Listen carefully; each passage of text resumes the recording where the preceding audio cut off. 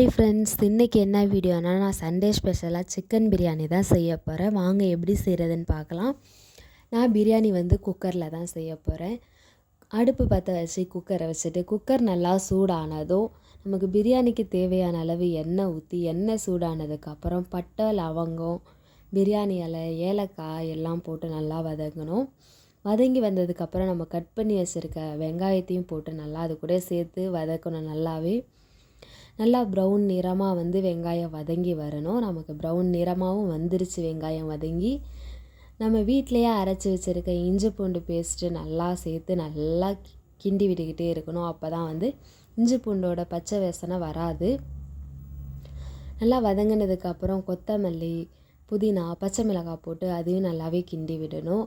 நமக்கு பிரியாணிக்கு எப்படி சிக்கன் மெயினோ அதேமாரி புதினாவும் கொத்தமல்லியும் மெயின். அது இருந்தால் தான் நல்லா இருக்கும். தக்காளி கட் பண்ணி வச்சுருக்க தக்காளியும் கட் பண்ணி நல்லா வதங்கணும். சீக்கிரம் வதங்கணுங்கிறதுக்காக நம்ம உப்பையும் நல்லா சேர்த்து போட்டு நல்லா வதக்கிக்கிறோம். நல்லா வதங்கி வந்துருச்சு. பிரியாணிக்கு நான் 1/4 கிலோ சிக்கன் தான் எடுத்திருக்கேன். சிக்கனை நல்லா வாஷ் பண்ணிவிட்டு நம்ம வதக்கி வச்சுருக்க வெங்காயம் தக்காளி கூடயே சேர்த்து அதையும் போடணும். சிக்கனை போட்டு நல்லா கிண்டி விட்டுட்டு மசாலா 3 மசாலா தான் எடுத்துருக்கேன்.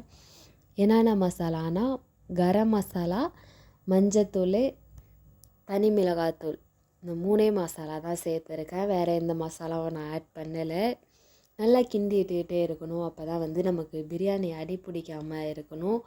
காரம் அதிகமாக சாப்பிட்றவங்க நிறையவே பச்சை மிளகாய் நிறைய சேர்த்துக்கோங்க, இல்லை மசாலாவும் நிறைய சேர்த்துக்கோங்க. நான் கம்மியாக தான் சேர்த்துருக்கேன். என் வீடியோ இப்போ தான் நீங்கள் ஃபஸ்ட் டைம் பார்க்குறீங்கன்னா லைக் பண்ணுங்கள், கமெண்ட் பண்ணுங்கள், என் வீடியோ ஷேர் பண்ணுங்கள், சப்ஸ்கிரைப் பண்ணுங்கள், கூடவே இருக்கிற பெல் ஐக்கானே கிளிக் பண்ணுங்கள். அப்போ தான் நான் போடுற வீடியோலாம் உங்களுக்கு நோட்டிஃபிகேஷனில் வரும். நல்லா வதங்கிக்கிட்டு இருக்கு. நல்லா மூடி போட்டு ஒரு 5 நிமிஷம் நல்லா சிக்கனை வேக விடணும். சிக்கன் நல்லா வெந்து வந்ததுக்கப்புறம் நம்ம தயிர் சேர்த்துக்கிறோம். 1 பாக்கெட் தயிர் வாங்கி அதில் அரை பாக்கெட் தான் தயிர் சேர்த்துக்கிட்டோம். புளிப்புக்காக.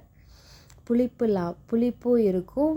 நமக்கு அந்த ரைஸ் உதிரி உதிரியாக இருக்குங்கிறதுக்காக நம்ம தயிர் சேர்த்துருக்கோம். தயிர் சேர்த்து நல்லா கிண்டி விட்டுட்டு பிரியாணிக்கு நான் கடையிலலாம் அரிசி வாங்கலை. நம்ம நார்மலாக வீட்டில் சமைக்கிற அரிசியை தான் நான் எடுத்திருக்கேன். 1 கிளாஸ் அரிசி தான் எடுத்திருக்கேன். 1 கிளாஸ் அரிசி எடுத்து நல்லா வாஷ் பண்ணிவிட்டு 1/2 hour ஊற வைக்கணும். நம்ம வீட்டு அரிசிங்கிறதுக்காக தான் 1/2 hour நல்லா ஊறணும். 1 கிளாஸ் அரிசிக்கு நான் 2 கிளாஸ் தண்ணி எடுத்திருக்கேன். 2 கிளாஸுக்கு என்ன ரீசன்னா அதே தான், வீட்டு அரிசிங்கிறதுனால. நல்லா வெந்து வந்துருச்சு. இப்போ சிக்கன் நம்ம போட்ட மசாலாவும் சிக்கனில் சேர்ந்து நல்லா பார்க்கவே நல்லாவே இருக்குது. நம்ம 1 கிளாஸ் ரைஸுக்கு 2 கிளாஸ் தண்ணி ஊற்றி அது கூட நம்ம 1/2 hour ஊற வச்சுருக்க ரைஸை எடுத்து போட்டு சாப்பாடு நல்லா வெந்து வரணும்.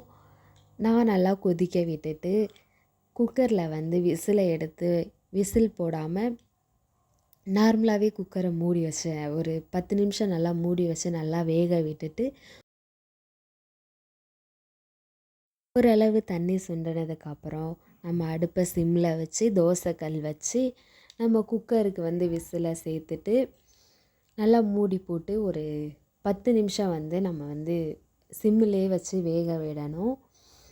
ஒரு பக்கம் அப்படியே இருக்கட்டும். நம்ம பிரியாணிக்கு சைடிஷாக என்ன எடுத்திருக்கோம்னா ஆனியன் பச்சடி தான் எடுத்திருக்கோம். 2 ஆனியன் எடுத்து நல்லா கட் பண்ணிக்கிட்டு சின்ன சின்னதாக கட் பண்ணிக்கிட்டு தயிர் சேர்த்து நல்லா மிக்ஸ் பண்ணணும். லைட்டாக சால்ட்டு போட்டுக்கணும். நல்லா மிக்ஸ் பண்ணிவிட்டு ஆனியன் பச்சடியே ரெடி. அவிச்ச முட்டையை எடுத்திருக்கோம். பாருங்கள், பிரியாணி ரொம்பவே நல்லாவே வந்துருச்சு. நல்லா குழையெல்லாம் இல்லை, உதிரி உதிரியாகவே வந்திருக்கு.